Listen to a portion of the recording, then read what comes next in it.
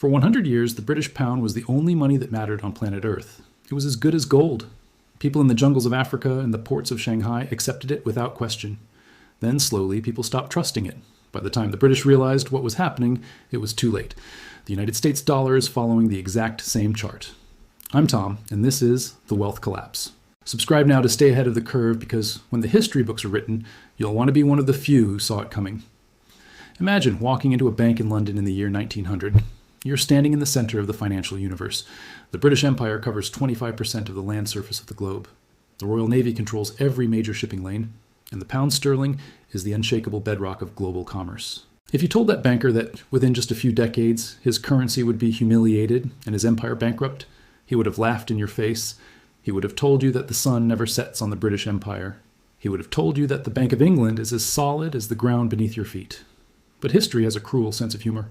The story of how the pound sterling lost its crown is not just a history lesson. It is a roadmap. It is a terrifyingly accurate prediction of exactly what is happening to the United States dollar right now.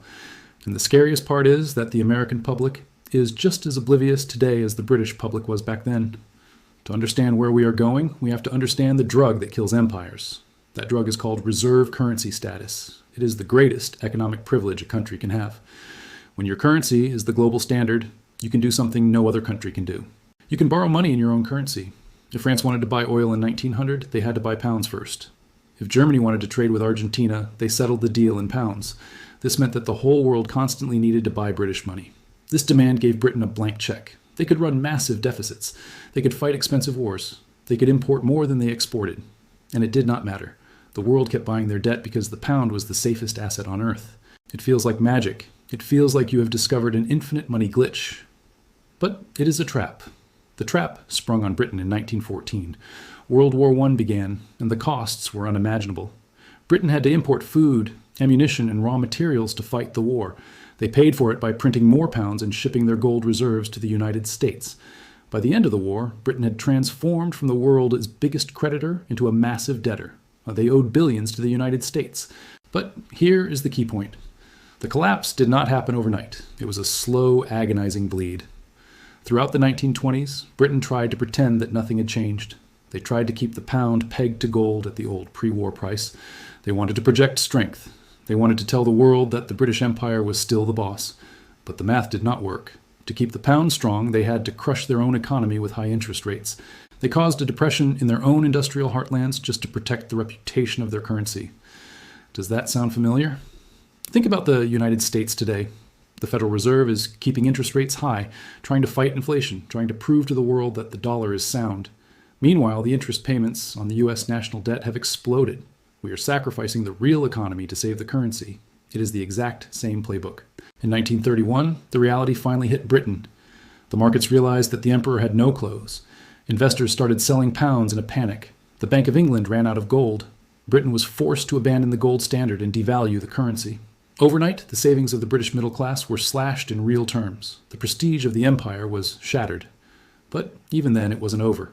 The pound limped along for another few decades. It was wounded, but still used by many countries. The final nail in the coffin came later. It came from a combination of war debt and a loss of trust. By the end of World War II, Britain was completely bankrupt. They had sold every asset they could find. They had even sold the rights to their Caribbean bases to the United States in exchange for old destroyers. And then came the moment that changed everything. The Suez Crisis of 1956. This is the moment I want you to pay close attention to, because the U.S. is approaching its own Suez moment. In 1956, Britain tried to assert its military power by invading Egypt to take back the Suez Canal. They assumed they could still act like a superpower. But the United States held the mortgage on Britain. President Eisenhower was furious about the invasion. He did not send troops to stop the British. He did not fire a single shot. He simply made a financial threat. He told the British government that if they did not withdraw, he would sell the U.S. holdings of British pounds. This would have crashed the British currency and destroyed their economy instantly. Britain had no choice. They withdrew their troops in humiliation. The world saw that the British lion had no teeth. It was the end of the empire. Now look at the United States today. We have the most powerful military in history. We have bases in 80 countries. We project power everywhere. But who holds our mortgage? The United States is over $34 trillion in debt. Major rivals like China and strategic partners like Saudi Arabia hold massive amounts of U.S. debt and U.S. assets. What happens If the United States wants to defend Taiwan and China threatens to dump $1 trillion of U.S. treasuries on the market. What happens if we try to enforce a red line and the bond market says no? The lesson of the British pound is that military power implies nothing if you do not have economic independence. You cannot be a superpower if you are relying on strangers to pay your bills. The parallels go even deeper than debt. Let's talk about weaponization. In the early 20th century, countries used the pound because it was neutral, it was reliable. But as Britain got desperate, they started using their financial control to pressure other nations. The United States has taken this to a whole new level. We have weaponized the dollar. When we don't like what a country is doing, we sanction them. We cut them off from the SWIFT banking system. We freeze their assets. We did this to Iran. We did this to Venezuela. And most significantly, we did this to Russia. When the U.S. seized hundreds of billions of dollars in Russian central bank reserves, it sent a shockwave through the world. It was a wake-up call for every other nation. If you were Saudi Arabia or Brazil or India or China, you looked at that and thought, if they can do it to Russia, they can do it to us. The dollar is no longer a neutral utility. It is a political weapon. And just like any weapon, people eventually learn to build a shield against it. That shield is gold in alternative payment systems. Just as countries in the 1920s started holding more dollars and less pounds, central banks today are buying gold at a record pace. China is buying gold. Poland is buying gold. Singapore is buying gold. They are diversifying away from the dollar, not because they hate America, but because they do not trust the safety of the dollar anymore. They are doing exactly what the smart money did to the pound 90 years ago. You might be thinking that the dollar is different. You might think there is no alternative. The euro is weak. The yuan is controlled by communists. Crypto is too volatile. So the dollar wins by default. This is called the Tina argument. There is no alternative. The British thought the exact same thing. In the 1930s, there wasn't an obvious single replacement for the pound immediately. It was a messy, chaotic period. But that didn't stop the pound from losing its value. A currency can collapse even if there isn't a perfect replacement waiting in the wings. It just means the world fragments into different trading blocks. And that is exactly what we are seeing with the rise of the BRICS nations. They are building a lifeboat so they don't go down with the American ship. The transition from one reserve currency to another is rarely smooth. It happens gradually and then suddenly. That is a quote from Hemingway, but it applies perfectly to sovereign debt crises. For years, it seems like nothing matters. The debt goes up, and the stock market goes up. The politicians tell you that deficits are a myth. The currency remains strong. And then one day, a bond auction fails. The government tries to sell debt to fund the military or Social Security, and nobody shows up to buy it. To prevent a default, the central bank has to step in and print the money to buy the debt itself. This is the death spiral. Once the world sees that you are printing money to pay your own credit card bill, the game is over. Confidence evaporates instantly. For the British, this long decline culminated in the 1960s and 70s. The Prime Minister, Harold Wilson, famously went on television after devaluation and told the public that the pound in your pocket has not lost its value. It was a lie. The standard of living in Britain plummeted. The country was beset by strikes, power outages, and inflation. They went from ruling the waves to being the sick man of Europe. They had to go hat in hand to the IMF for a bailout in 1976. Imagine that. The empire that once owned the world had to beg for a loan just to keep the lights on. The United States is walking this same path. We are currently enjoying the privilege of the dollar. We consume cheap goods from Asia because the world keeps taking our paper money in exchange for their hard work. It is a subsidy that every American benefits from whether they realize it or not. Your gas is cheaper, your electronics are cheaper, and your interest rates are lower because of the dollar's status. When that status ends, the subsidy ends. The cost of everything you buy will skyrocket. The government will no longer be able to borrow cheaply to fund social programs. The standard of living will endure a brutal correction. It will be a return to reality. The British Empire didn't end with a bang. It ended with a whimper.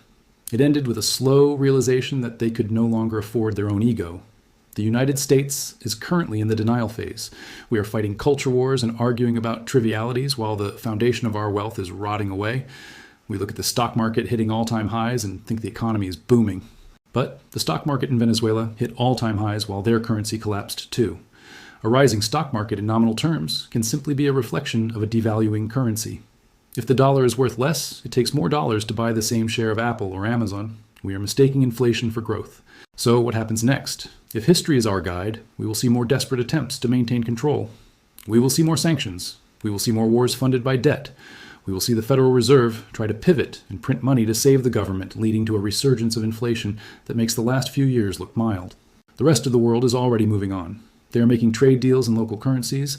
They are building their own SWIFT systems. They are hoarding real assets.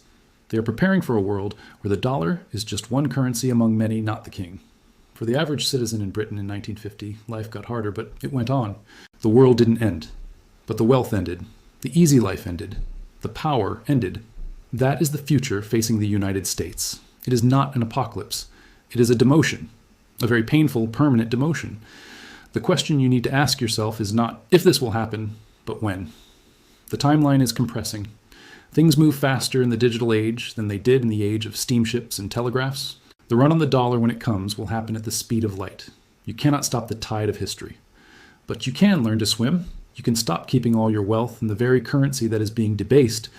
You can look at what central banks are doing and do the same. They are not buying government bonds. They are buying hard assets. The British public was blindsided because they believed the propaganda of their own exceptionalism. They believed that being British meant they were immune to the laws of economics. Americans suffer from the same delusion. We think that because we won the last century, we are guaranteed to win this one.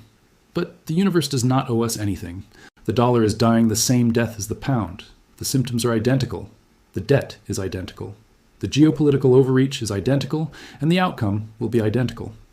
The only difference is that this time the collapse involves a global economy that is far more interconnected and fragile. I'm Tom, and this is The Wealth Collapse. If you found this analysis valuable, make sure you subscribe and turn on notifications. We are going to keep tracking these signs that the mainstream media ignores. The storm is coming, and I want you to be ready.